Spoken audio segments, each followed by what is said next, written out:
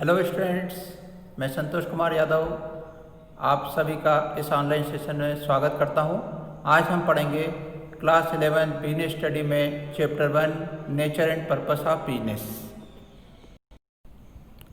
जैसा कि आपने सिलेबस को देख ही लिया होगा कि हमारे बिजनेस स्टडी के बुक में 10 चैप्टर्स हैं।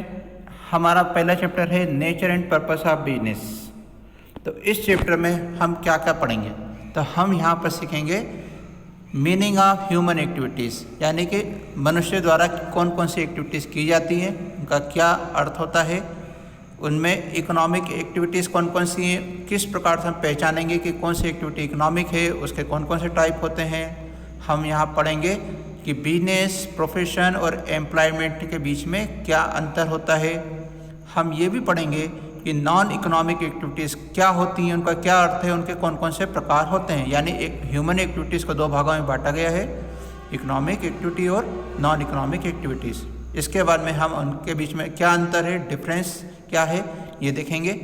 इसके बाद में हमारा बिजनेस का जो चैप्टर है, यहाँ पे हमने अभी पढ़ा कि nature and purpose of business. तो यहाँ बिजनेस वर्ड से क्या आशय है, क्या अर्थ होता है, इसका क्या कंसेप्ट है, उसकी क्या कैरेक्टरिस्टिक्स हैं, इसे पढ़ेंगे।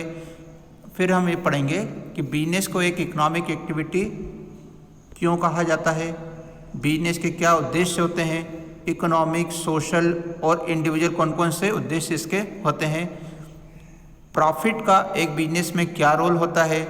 इसके बाद में हम पढ़ेंगे कि बिजनेस एक्टिविटी को किस प्रकार से क्लासीफाई किया जा सकता है, जिसमें हम इंडस्ट्री और कॉमर्स के संबंध में भी पढ़ेंगे। फिर इसके बाद हम पढ़ेंगे कि इंडस्ट्री का क्या अर्थ होता है, उसके कौन कौन से टाइप होते हैं, कॉमर्स क्या होता है, कॉमर्स में ट्रेड और ऑक्सिलरी टू ट्रेड क्या होते हैं। तो हम स्टार्टिंग करेंगे इंट्रोडक्शन के साथ में। तो जैसे कि हम जानते हैं कि मनुष्य के द्वारा कौन कौन से कार्य किए जाते हैं। हम अपने जीवन यापन के लिए अपने बहुत सारे कार्यों को करते हैं। आपने अपने घर में देखा होगा कि आपके परिवार के सदस्य किस प्रकार का कार्य करते हैं। कुछ लोग सरकारी नौकरी करते हैं, कुछ लोग बिजनेस चलाते हैं, कुछ लोग खेती करते हैं, कुछ अन्य किस्म के कार्य करते हैं।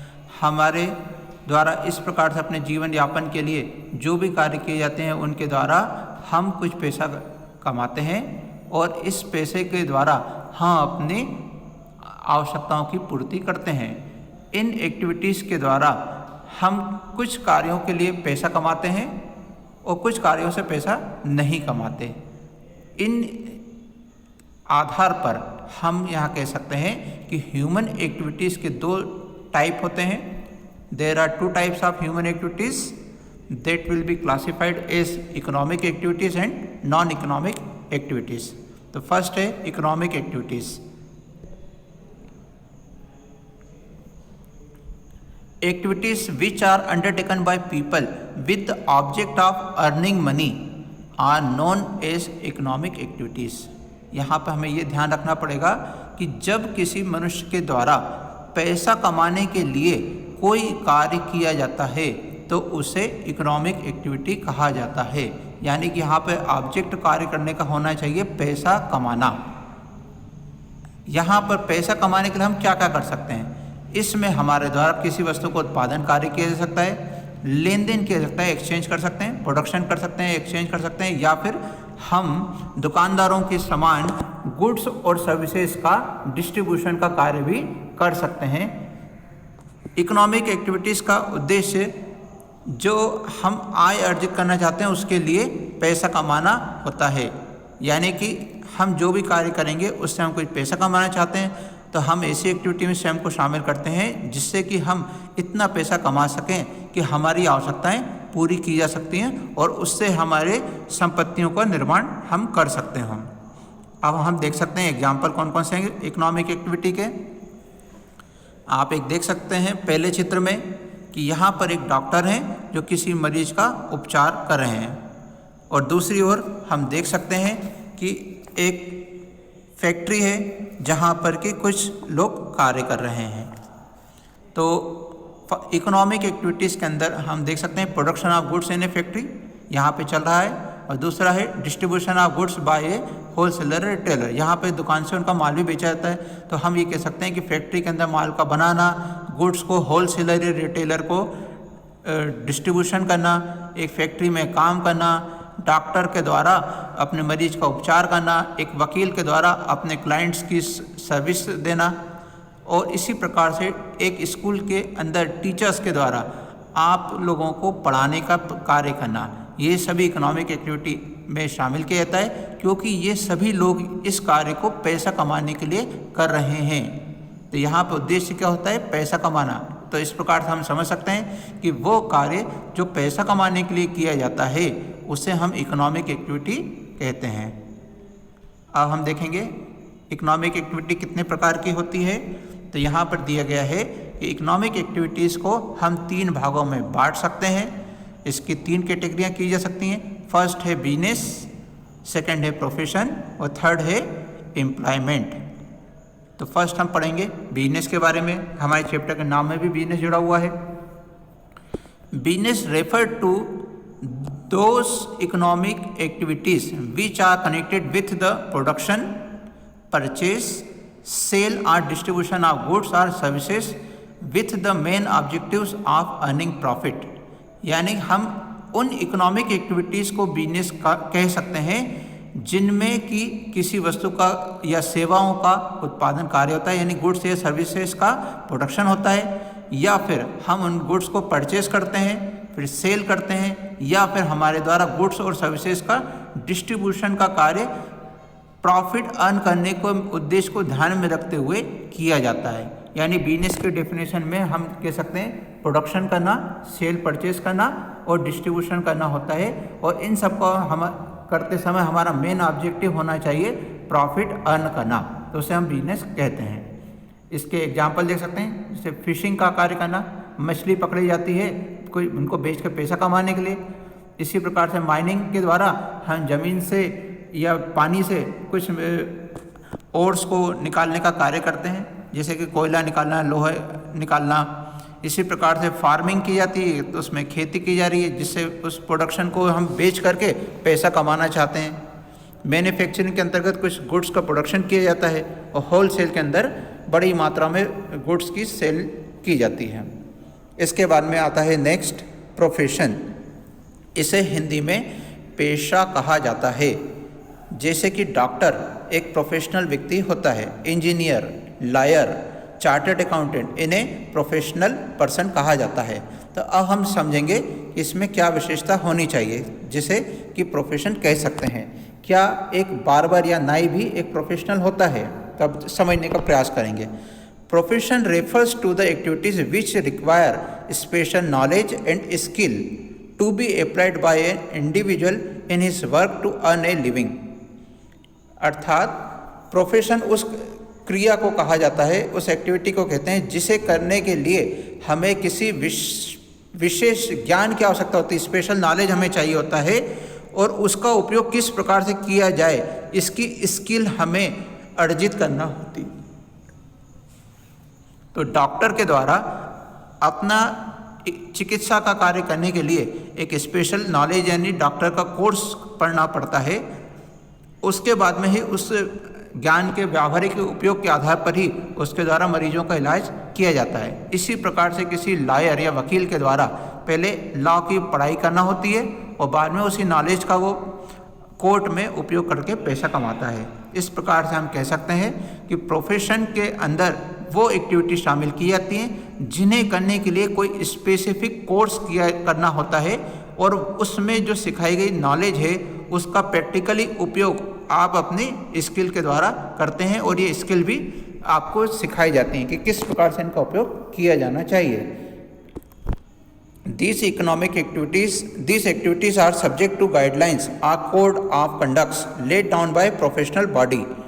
यहाँ पर यह ध्यान रखना आवश्यक होता है कि प्रोफेशनल ऑर्गेनाइजेशन भी होते हैं, जैसे डॉक्टर्स के लिए भी संस्था है इंडियन मेडिकल एसोसिएशन, उसके द्वारा इन डॉक्टर्स के द्वारा कौन कौन से कार्य किए जाने चाहिए उनका कोड ऑफ कंडक्ट या गाइडलाइन को तैयार किया जाता है, जिसको सभी डॉक्टर्स को फॉलो करना होता है। इसी प्रकार से जो लॉयर्स या वकील हैं उनके लिए बार काउंसिल ऑफ इंडिया है, उसके द्वारा सभी एडवोकेट्स को रजिस्टर्ड किया जाता है, उनके लिए कोड ऑफ कंडक्ट्स तैयार किए जाते हैं। तो इस प्रकार से इनके लिए एक प्रोफेशनल बॉडी भी होती है। The people who are engage in profession are known as professional. तो जो व्यक्ति इन प्रोफेशन से जुड़े हुए होते हैं उन्हें प्रोफेशनल या पेशेवर व्यक्ति कहा जाता है। इसके बाद में आता है एम्प्लॉयमेंट यानी रोजगार। Employment refers to an activity in which an individual works regularly for another person and gets remunerated in return। यहाँ पर कहा गया है कि एम्प्लॉयमेंट या रोजगार उस क्रिया को कहते हैं जहाँ पर कोई व्यक्ति किसी अन्य व्यक्ति के लिए नियमित रूप से काम करता है और उसके बदले में उसे वेतन प्राप्त होता है या मजदूरी प्राप्त होती है। Those who are employed by others are known as employees। वो व्यक्ति जिन्हें किसी अन्य के द्वारा कार्य पर रखा गया है उन्हें एम्प्लॉयज़ कहा जाता है, और जो व्यक्ति उन्हें कार्य पर रखता है, नौकरी देता है, उसे एम्प्लॉयर कहा जाता है। The persons who engage others to work regularly for them are known as employers. The remuneration paid by employer to employ is known as salary और वेज। यहाँ पर कार्य के बदले में एम्प्लॉयर के द्वारा जो अपने एम्प्लॉयज़ को पैसा दिया जाता है उसे सैलरी या वेज कहते हैं। यहाँ पर टेक्निकली हमें ये जानना भी आवश्यक है कि कब सैलरी कहेंगे और कब वेज कहेंगे। तो ऐसे व्यक्ति जो कि ऑफिस में कार्य करते हैं जहाँ पर कि उनके द्वारा कोई फिजिकल वर्क नहीं किया जाता, उन्हें हम एम्प्लॉय मानकर सैलरी देते हैं। जबकि जो लोग अपनी फिजिकल एक्टिविटी के द्वारा कार्य करते हैं, शारीरिक मेहनत का कार्य करते हैं, मजदूरी किसका कार्य करते हैं या फैक्ट्रीज में कार्य करते हैं, उन्हें हम वेजेस का पेमेंट करते हैं यानी मजदूरी भुगतान करते हैं, उन्हें मजदूर माना जाता है। तो यहाँ हम एग्जांपल देख सकते हैं कि कौन कौन से एम्प्लॉयमेंट इसमें आते हैं।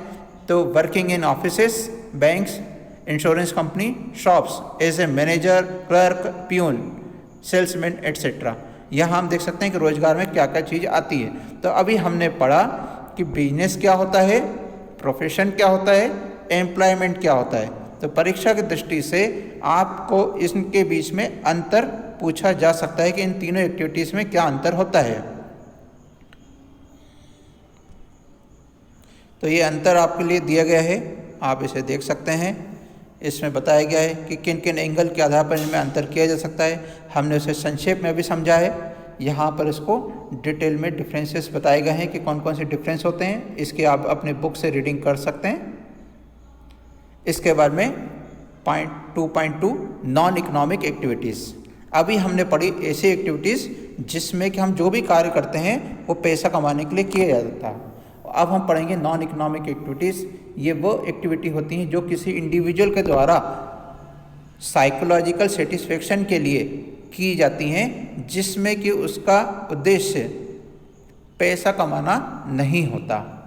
अपनी मन की संतुष्टि के लिए ये कार्य हम करते हैं, जैसे कि going to temple, charity, social services, production for self consumption etcetera. यानी कि मंदिर जाना, दान देना, समाज सेवा करना या फिर अपनी आवश्यकता के लिए वस्तुओं को बनाना।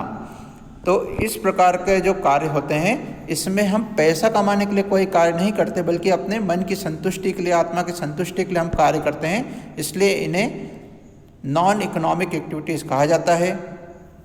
आप देख सकते हैं यहाँ पर किस प्रकार की स्थिति दिखाई गई है। चित्र में एक मंदिर है जहाँ कुछ लोग खड़े हुए हैं, वो अपने मन की शांति के लिए वहाँ पर गए हैं और उनके द्वारा कोई भी पैसा कमाने का एक्टिविटीज़ नहीं की जा रही है।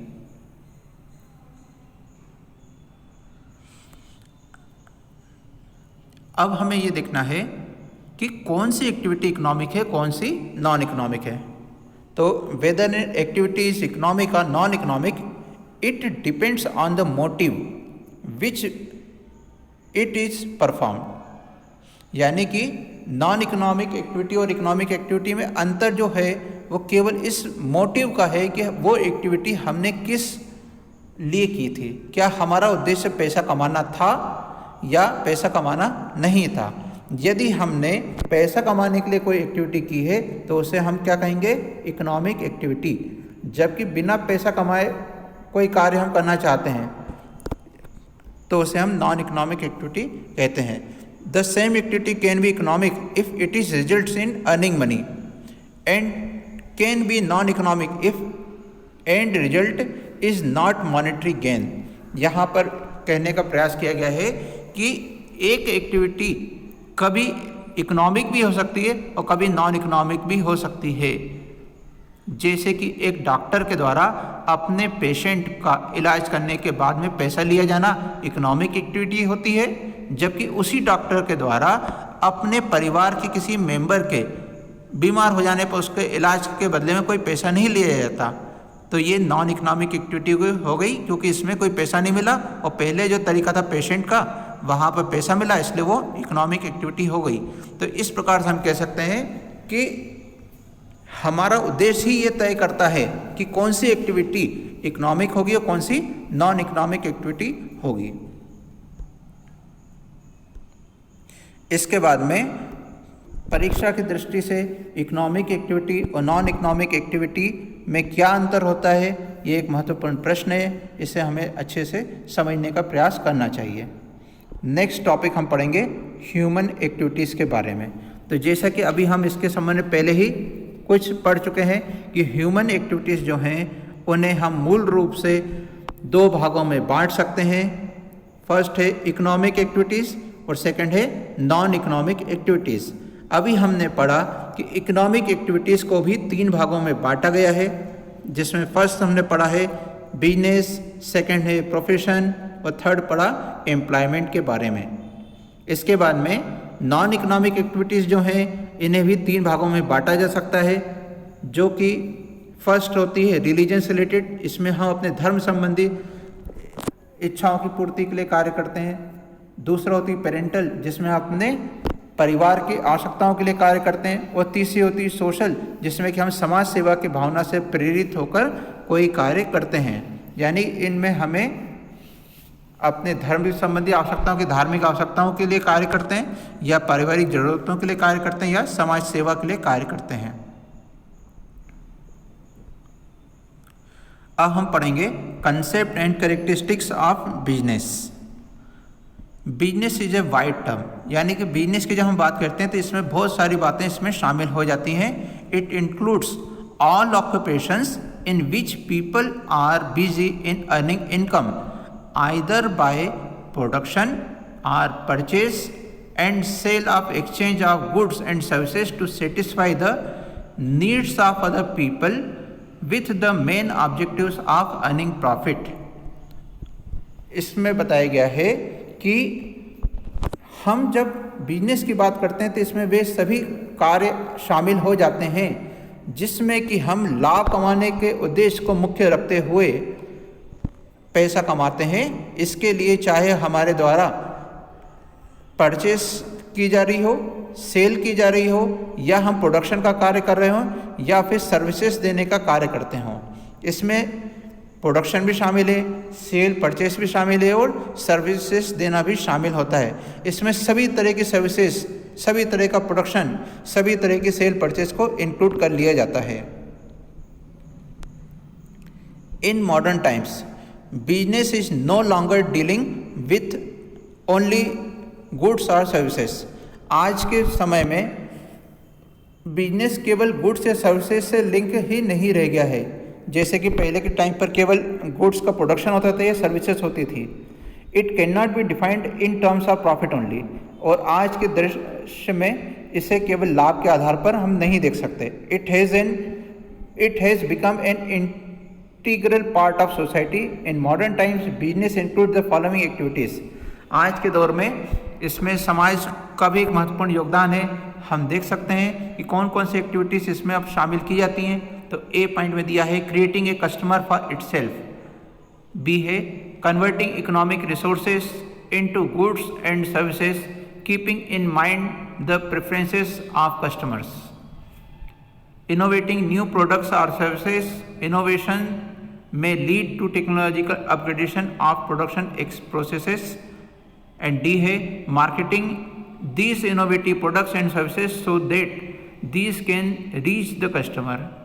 यहाँ पर बात की गई है कि किस प्रकार से कस्टमर अपने आप को तैयार करता है, इकोनॉमिक रिसोर्सेस को हम किस प्रकार से कस्टमर की ज़रूरत के लिए तैयार करते हैं, किस प्रकार से नए नए प्रोडक्ट का इनोवेशन के द्वारा तैयार किया जाता है। ये इनोवेशन हमें टेक्निकल अपग्रेडेशन में मदद करता है, जिससे कि हमारी प्रोडक्शन की प्रोसेस में बदलाव होता है, सुधार होता है। और ये जो इनोवेटिव प्रोडक्ट होते हैं या सर्विसेज होती हैं, ये हमारे कस्टमर तक मार्केटिंग के द्वारा पहुंचती हैं। अब हम देखेंगे कैरेक्टरिस्टिक्स या नेचर ऑफ बिजनेस। एक बिजनेस में कौन कौन सी विशेषता होती है। तो फर्स्ट है एन इकोनॉमिक एक्टिविटी। तो जो हम बिजनेस की बात करते हैं तो हमारा फर्स्ट मोटो ही होता है पैसा कमाना, इसलिए इसे एक इकोनॉमिक एक्टिविटी कहा जाता है, क्योंकि इसके द्वारा पैसा कमाकर हम अपनी शारीरिक और सामाजिक ज़रूरतों को, मनोवैज्ञानिक ज़रूरतों को पूरा करते हैं। इसके आने पॉइंट नंबर 2, प्रोडक्शन और procurement of goods and services. Business के द्वारा या तो सर्विसेज और गुड्स का प्रोडक्शन का कार्य किया जाता है या फिर उनके द्वारा इनकी सुरक्षा और उनकी डिलीवरी, ट्रांसपोर्टेशन का कार्य किया जाता है, जिसमें कि बैंकिंग और इंश्योरेंस की भी सहायता ली जाती है। थर्ड है सेल और exchange of goods and services for the satisfaction of human needs. Business में जो भी सेल या परचेस होती है या एक्सचेंज ऑफ गुड्स और सर्विसेज होता है, वो उन सर्विसेज या गुड्स से रिलेटेड होता है जो कि बिजनेस के द्वारा सेल्फ कंजम्पशन में नहीं ली जाती, बल्कि उसे पब्लिक के लिए, अपने कस्टमर्स की सर्विसेज और सेटिस्फेक्शन के लिए हम अवेलेबल कराते हैं। जैसे कि एक फार्मर या किसान के द्वारा जो भी फसल तैयार की जाती है तो उसे वह अपनी स्वयं की ज़रूरत के लिए रखने की बजाय लोगों को बेच देता है, तो उसे हम बिजनेस कहेंगे। लेकिन अगर खुद की ज़रूरत के लिए रख लेता है तो वो उसकी नॉन इकोनॉमिक एक्टिविटी में शामिल हो जाती है। फोर्थ है डीलिंग इन गुड्स और services on a regular basis. तो हम उसी कार्य को बिजनेस कह सकते हैं जिसमें कि वह कार्य हमारे द्वारा रेगुलरली किया जाता है। एक बार किए जाने वाले कार्य को बिजनेस नहीं किया जाता, कहा जा सकता। जैसे कि हमारे घर में जो पुराने न्यूज़पेपर्स होते हैं, हम उन्हें इकट्ठा महीने, 2 महीने, 6 महीने में या 1 साल में इकट्ठा करके बेच देते हैं। तो इसमें हमने चूँकि कार्य को रेगुलरली नहीं किया, इसलिए इसे बिजनेस नहीं कहेंगे। जबकि जो न्यूज़पेपर को घर पे डालने वाले लोग होते हैं, तो उन हॉकर्स के द्वारा रेगुलरली इस कार्य को किया जाता है, इसलिए उन्हें बिजनेसमैन कहा जा सकता है। उनके द्वारा ये बिजनेस एक्टिविटी में इन्वॉल्वमेंट कहेंगे, जबकि हमारे द्वारा वो कार्य इस उद्देश्य से नहीं किया गया, इसलिए वो बिजनेस नहीं कहा जा सकता। इसके बाद में आता है 5th पॉइंट, प्रॉफिट अर्निंग। हम जो भी कार्य करते हैं बिजनेस में, उसका उद्देश्य हमारा प्रॉफिट अर्न करना होना चाहिए। यदि बिजनेस में हम प्रॉफिट अर्न किए बिना कोई कार्य करते हैं तो फिर वो बिजनेस नहीं कहला सकता। हम जो भी कार्य करेंगे तो उसमें हमें इस बात का ध्यान रखना होता है कि हमारी इस एक्टिविटी के द्वारा हमें अच्छा खासा प्रॉफिट होना चाहिए। हम चैरिटी के लिए बिजनेस एक्टिविटी नहीं कर सकते, और कोई भी बिजनेसमैन बिना प्रॉफिट अर्न किए अपने बिजनेस को सरवाइव नहीं कर सकता है। इसलिए बिजनेस के सर्वाइवल के लिए यह आवश्यक है कि हम प्रॉफिट अर्न करें। इसके बाद में है uncertainty of return of risk. एक बिजनेस की सबसे महत्वपूर्ण विशेषता होती है कि उसमें क्या होगा अनिश्चित होता है। भविष्य में क्या क्या समस्या आएंगी उसका हम सिर्फ कल्पना कर सकते हैं, लेकिन ऐसा हो ही जाएगा ये गारंटी से नहीं कहा जा सकता। इसी प्रकार से हम जो बिजनेस में प्रॉफिट अर्न करने के लिए कार्य करना चाहते हैं, हम प्रॉफिट अर्न कर ही लेंगे, ऐसा कोई भी गारंटी से नहीं कह सकता, क्योंकि मार्केट कंडीशन बदलती रहती हैं, उनमें चेंज आता है। कस्टमर्स का जो मूड होता है, उनका टेस्ट होता है, उनका फैशन होता है, वो भी बदलता है। इस कारण से जो प्रॉफिट अर्न करने की बात होती है वो आवश्यकता जितना या जो हमने अनुमान लगाया है उतना हो जाए कोई ज़रूरी नहीं है, हमें लॉस का भी सामना करना पड़ सकता है। इस प्रकार से हम कह सकते हैं कि बिजनेस ट्रांजैक्शन में हमेशा एक एलिमेंट ऑफ रिस्क इन्वॉल्व होता है। यानी जब भी हम कोई बिजनेस का कार्य करते हैं उसमें हमें नुकसान उठाने का खतरा बना हुआ होता है। ये जो नुकसान है, हमारे जो कैपिटल हमने बिजनेस से एम्प्लॉय की हुई है, जो हमने बिजनेस में कैपिटल या पैसा लगाया है, वो पूरा पैसा डूबने का खतरा भी मौजूद होता है। हम जो भी कार्य करेंगे उससे हम प्रॉफिट अर्न कर ही लेंगे, ऐसा नहीं कहा जा सकता।